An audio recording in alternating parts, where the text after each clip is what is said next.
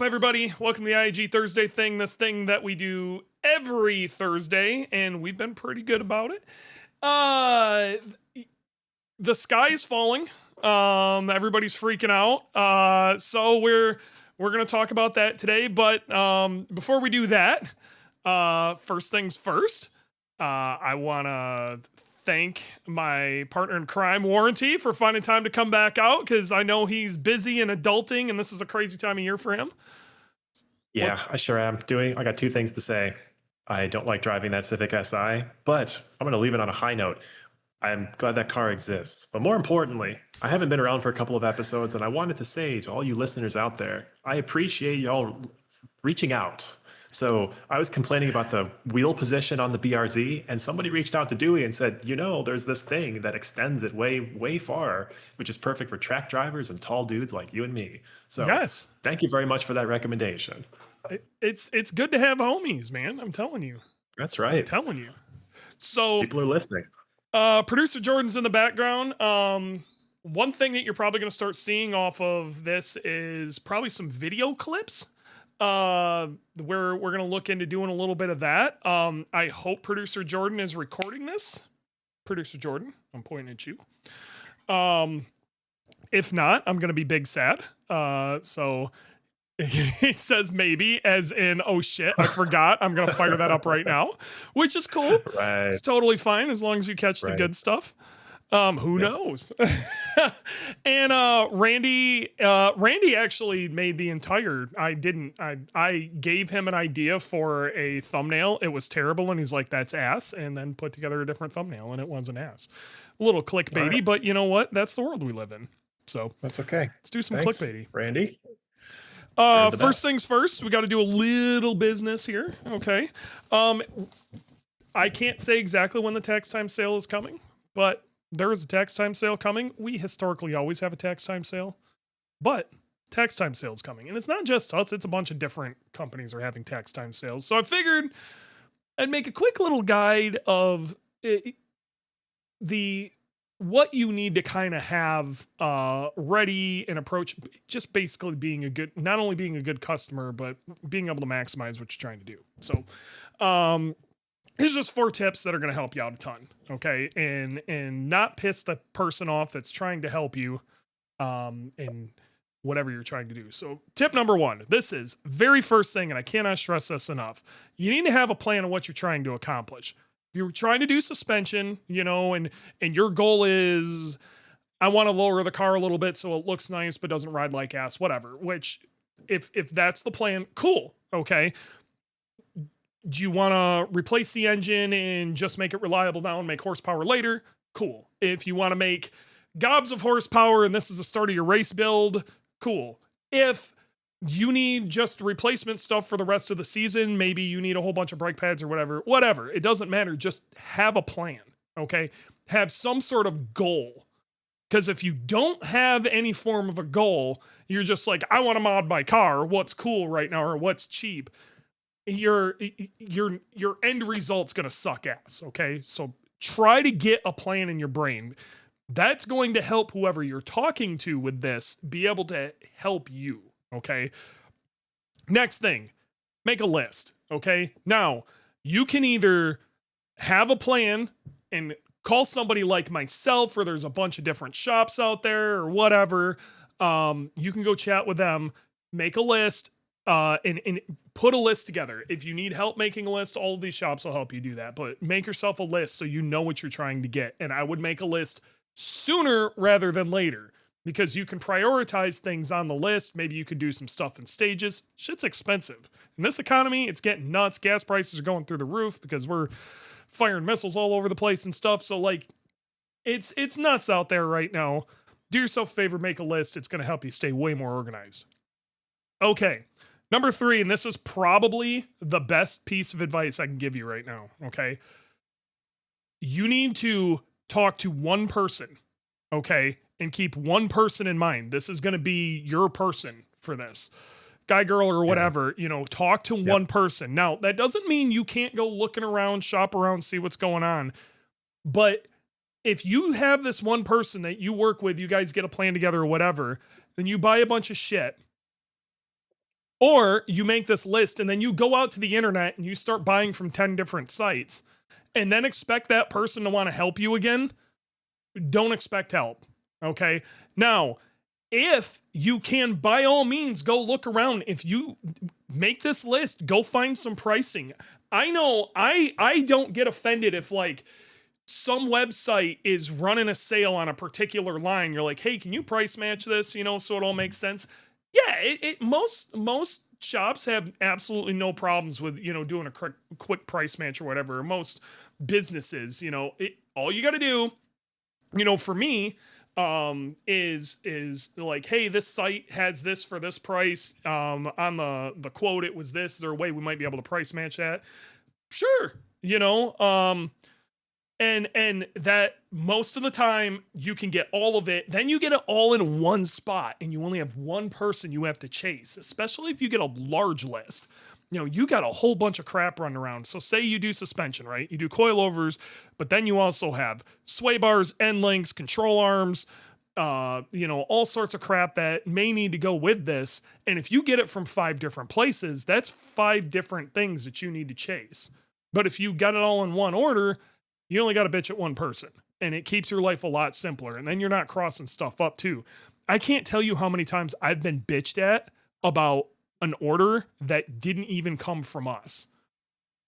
Okay, where is this order? Oh yeah, this has happened on multiple occasions. My favorite is when somebody calls me, asks for a giant build, then takes it somewhere else, and then calls to bitch at me about a part maybe we make or whatever. Why hasn't it shown up yet? Like, I can fix that. And they're like mad I don't know their name, which is insane because horrible. Like, it's nuts, okay? All I'm saying is consolidate into one, whether you go through us or you go through, you know, if you're not sure who you want to go through, I'd recommend your local Subaru shop. If you're going to, especially if they're doing the work, definitely go through your local performance shop. But if you're going to be doing this in your garage, give us a call, you know, whoever. There's lots of options out there, but stick with one. Okay. Once you find your parts dude or girl or whatever, you know, whoever your parts person is, stick with them. Okay. And, you know, see it through. If something's screwed up, also let them correct it. Like, don't immediately go to the internet and blast them. Like, if something's screwed up, let them do what they can do to correct it. Now, it's different if it all falls apart and you know, you got to do what you got to do. But like, if give them the ability to fix the problem. If something shipped to the wrong spot, wrong part shows up, whatever, work with them. It's crazy times right now. All right. Yep. Number 4. Last one. This is simple. Can't stress this enough. Start working on this list and everything. You need to go early. Because if you wait to the end of some of these sales, especially with tax time and the way stuff's going, and especially the way supply chains are working right now, you might be what once was a 2-week wait or a week and a half wait, even if you got to wait a little bit, now just turn into 8 to 10. Okay. And it'll happen like that because everybody's getting their tax returns at the exact same time. So as fast as you can do it, do it. So, all right. We did the thing. We paid the bills. Sure did. Now let's talk about the thing everybody wants to talk about. All right. Well, all right. Let's start with it. Let's go. All right. Gridlife has been sold. Oh my God. It is such a clickbaity title that it's not wrong, but it's not 100% accurate. Okay. And this, I have to stress this. Like, yes, Gridlife belongs to a higher entity now. Okay. And that's the FMA group. Okay. Now, that doesn't mean that there's not some control over this. So let's talk about this whole thing. Okay. And I was freaking out when I saw the Grassroots Motorsports article drop. Like 15 minutes later, I post this up because it was like 10 minutes after it dropped. 5 minutes after that, Chris Stewart's like, yo, like, we need to chat real quick. Can I call? So Chris Stewart calls me. So if you guys don't know what Chris Stewart is, he's the founder of Gridlife. So him and Adam founded Gridlife, right? Chris Stewart, he's like, we need to talk about the nuts and bolts of this thing. And I'm like, that's probably makes sense because I'm going to be one of the first people who gets annihilated with all these questions. And we had a long chat about this, and I got some more of the nuts and bolts of how this is all going to work. And honestly, the Forbes article, which, what are we talking about with Gridlife and Forbes? Like, what world are we in that Gridlife's being talked about in Forbes magazine? To be fair, Forbes has fallen a long way in the last 20 years. I'm just saying. Sure, Forbes is coming down, Gridlife's coming up, whatever, and maybe they met at some point, but You're like, meeting in the middle, it's still crazy, okay? It is. It's still crazy. All right. Like the Rockefeller name doesn't hold the weight that it used to, but like, come on. It's still a Rockefeller. It's still Rockefeller, okay? That's right. Okay. That's right. This didn't happen 3 days ago, okay? This has been 8 months of stuff happening. So this is something that's been going on for a while. And Chris, even at PRI, alluded to it a little bit, that there's some stuff in the background going on. He didn't really get into details. I don't think he could get into details at that time. Long story short, Chris and a guy who works with a marketing company, which is the ID part of this. These are 3 companies that kind of merge to create this entity. Okay. They started talking about doing something. Now I gotta be real. Gridlife and Chris and Adam, they have been, the amount of behind the scenes stress that those guys have had to try to make ends meet and not jack the prices on either the competitors or the pricing of the tickets or all of this. They've been killing themselves. And I don't think people realize last year, I'm not sure what the numbers were, and I don't know if they're even going to tell us, but I can tell you the year before they lost their ass. Okay. It was a lot of money that they were under. So to make all this make sense, cuts had to be made, and a lot of people were pissed, like HPDE went away and there's a lot of these smaller things. They had to trim any amount of fat they could to make it make sense. Okay.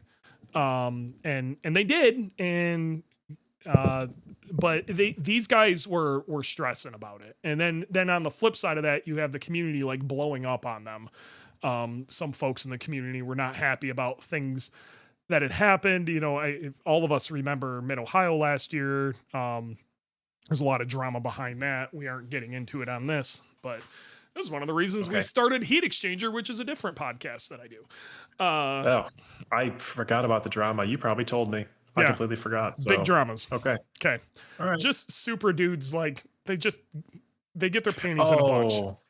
Yeah, but that's what happens. BMW engines, it's just a part of it. Like we vape, okay, and then they start drama over stupid shit. So it's plastic trophies. So like you tell me this, I go, oh wow, that's spicy, and then I forget about it like a week later. Again, well, that's the truth of it. Is this is in the end, it's plastic trophies. But with that, we all really, really love these plastic trophies. Okay, that's right. So like we're willing to risk it all for said plastic trophy. And that's why things have gotten to where they've gotten. But it's also why companies like what happened here happened. Because if we weren't all risking it for the biscuit, it wouldn't have value to it. It just is what it is. So long story short, the Dyson family owns Racer Magazine, which bought Mav TV. Okay. So they now own the Racer network. So if you can probably go to your cable TV or whatever, you can even usually get to it for free. It's on like Samsung or whatever. You can, it's pretty easy to get to this station. It's probably up in a Buffalo Wild Wings near you right now. And probably every tire shop in the country has got this on the TV. Okay. It's just, you remember when the tire shops used to have TVs, like, they're waiting for you to change your tires. And they had still a picture do. Of Dio Jihara, like a sun faded poster, and they had a TV playing something.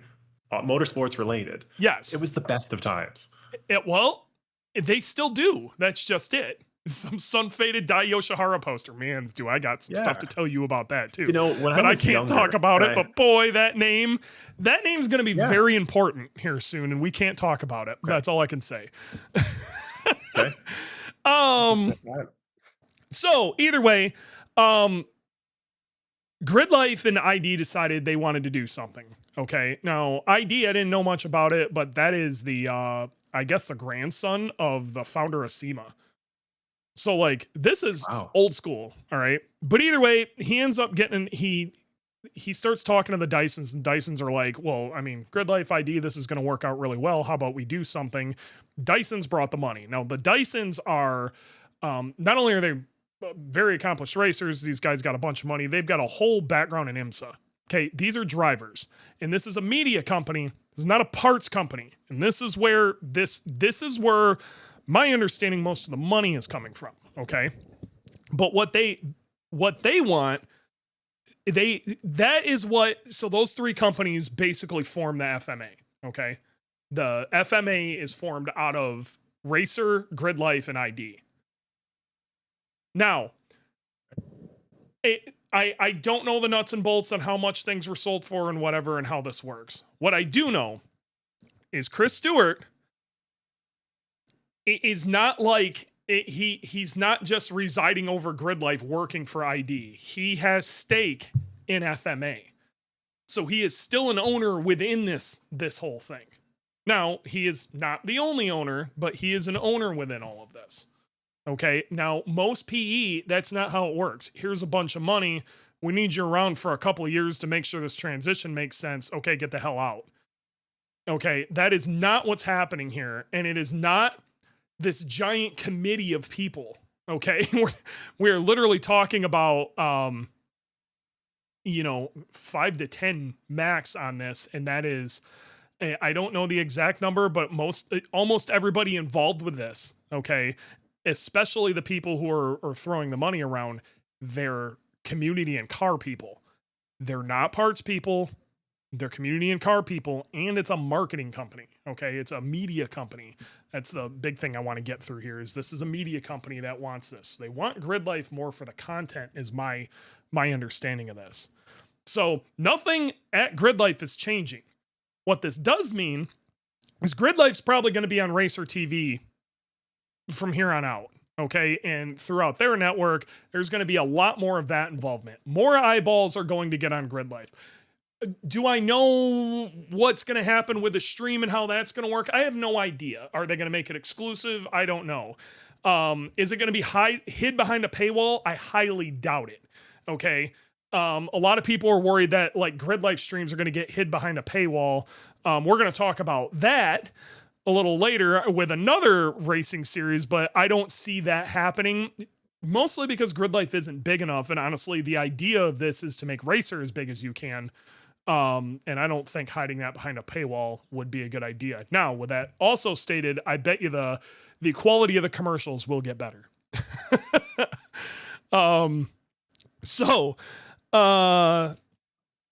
Chris was really big on making sure I understood this was a community decision.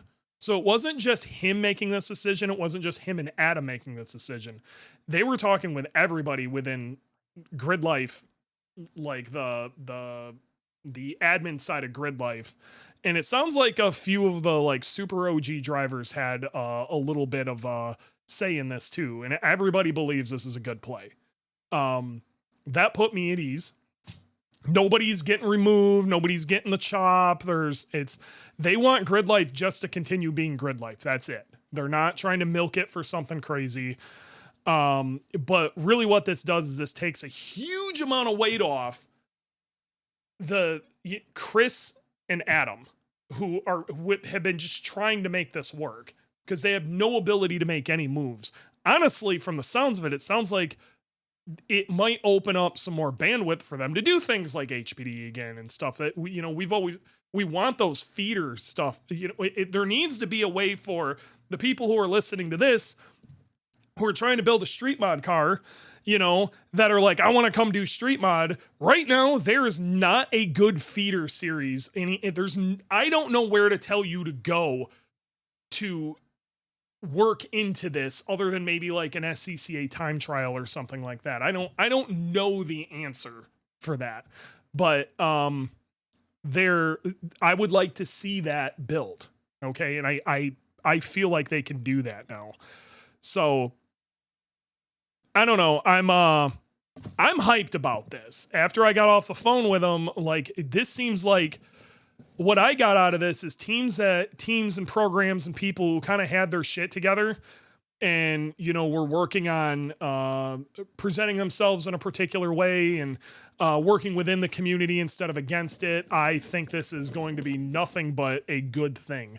I will say that those who are just starting out, or maybe this is going to sound shitty, those running around in like Group C, it might get harder. The more eyes you get on this, okay, the harder the more people that are going to want to get involved and the more money that's going to get involved. It's just how this is going to work. As popularity grows, it's going to, you can't put this many axe murderers in one spot with a really thin rule book and expect murders not to happen. Axes are expensive.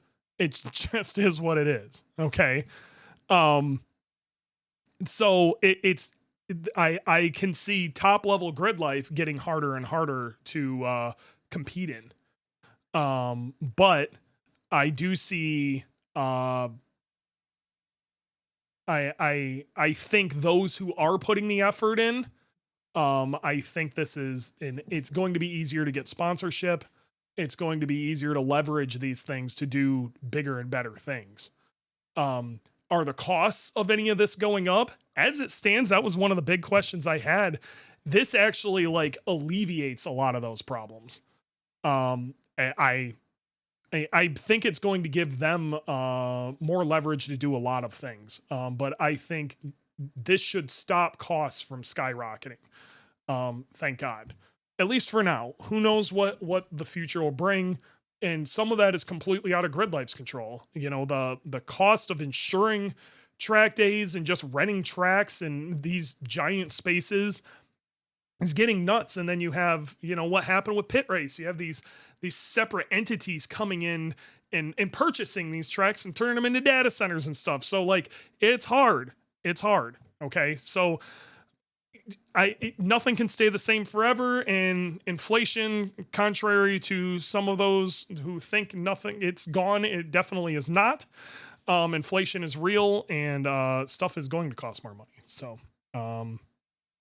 rent more tracks to save more tracks, Erpen Wolf says, and he's not wrong. And this may allow us to do stuff like that.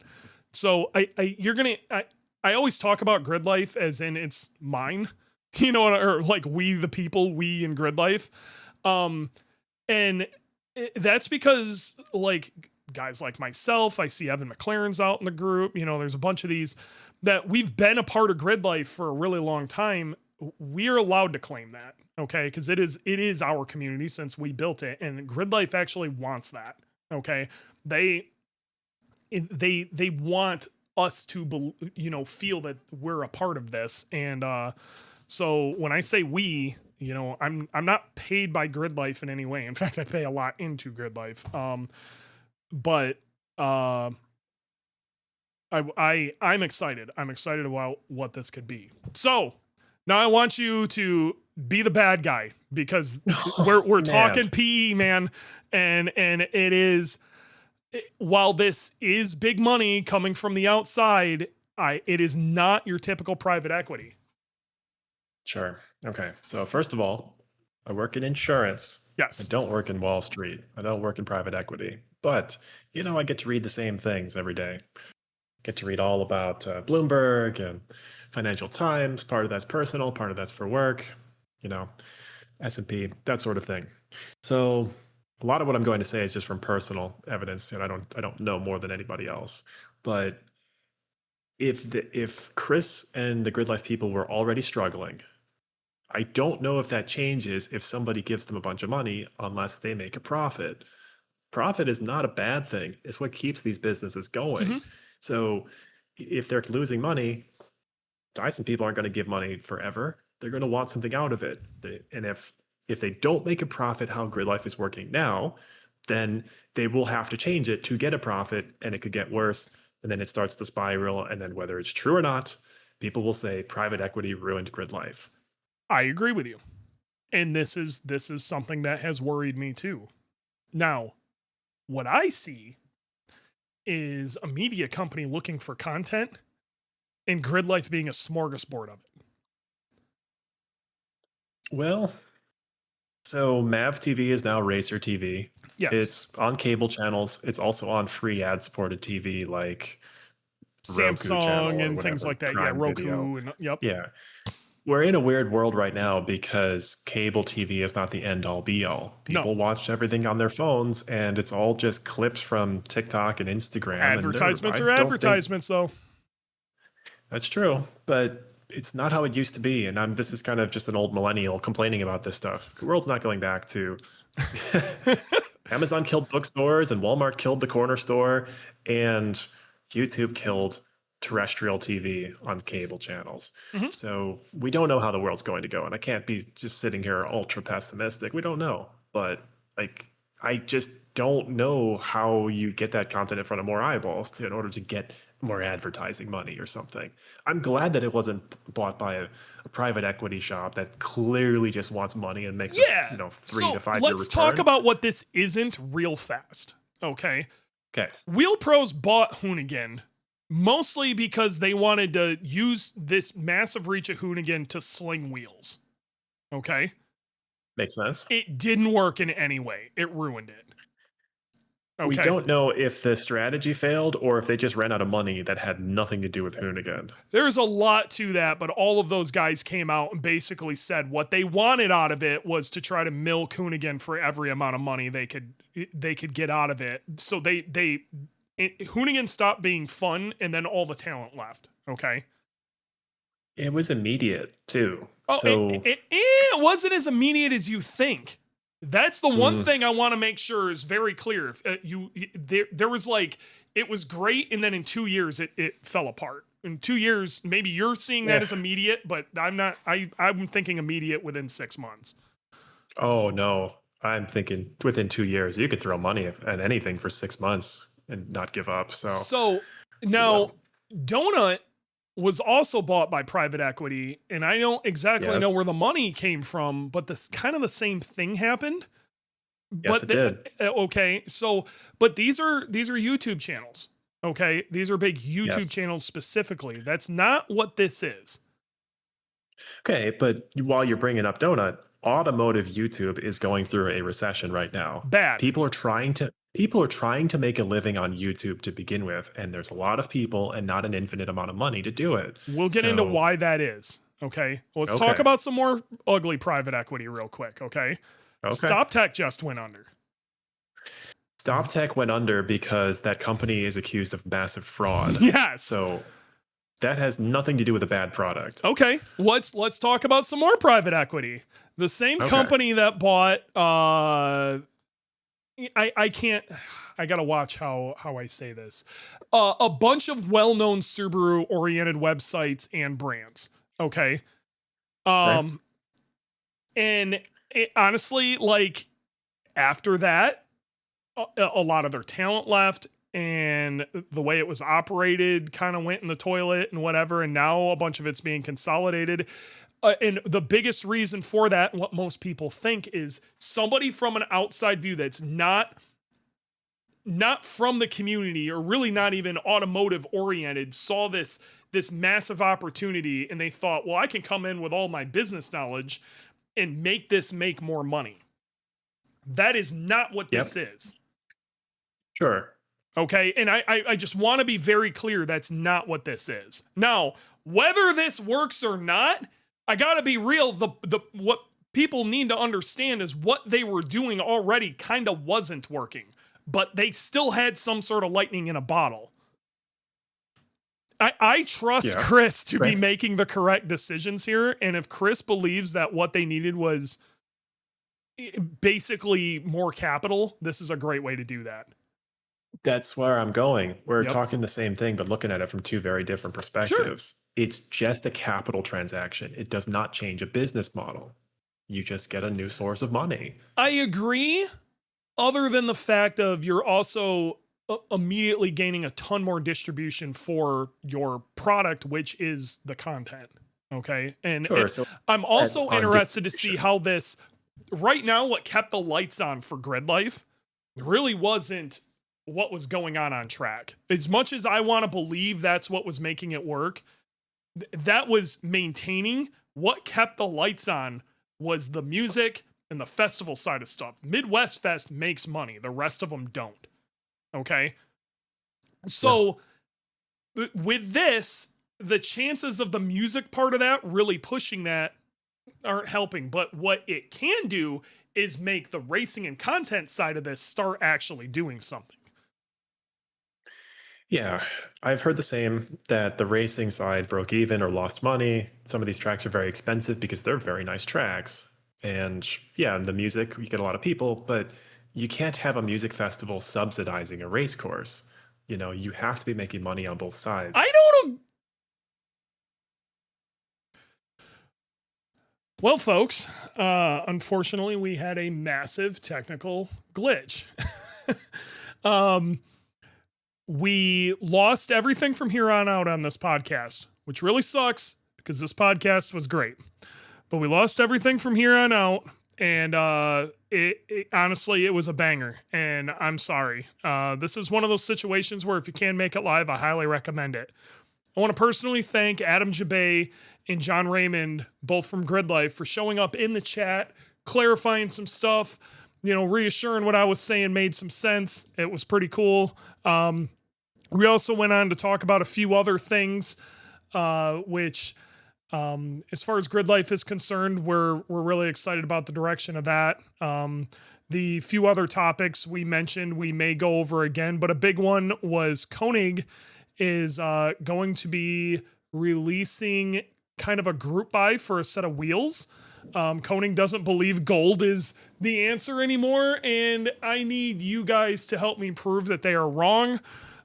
So if you are going to be in the market in the near future for a pretty sweet set of 18 by 9.5 plus 38 wheels in 5x100 or 5x114 that are reasonably lightweight, look great, multi-spoke setup, but in gold, I'm going to have Koenig make a set of decagrams in gold. They should be very reasonably priced. They're a flow-formed wheel, so they should be very strong. And I'm actually kind of hyped about it. So if you get a chance, take a look at that. Hit me up if it's something you're interested in. I don't have a link for any of this yet, but if you're hyped about it, let me know in the comments. Let me know what you guys think of Gridlife. And again, sorry about this. It just kind of is what it is. We now have things in place to make sure this doesn't happen again. So it's been real, it's been fun, it's been real fun, and again, we'll catch you guys next time. Again, we apologize.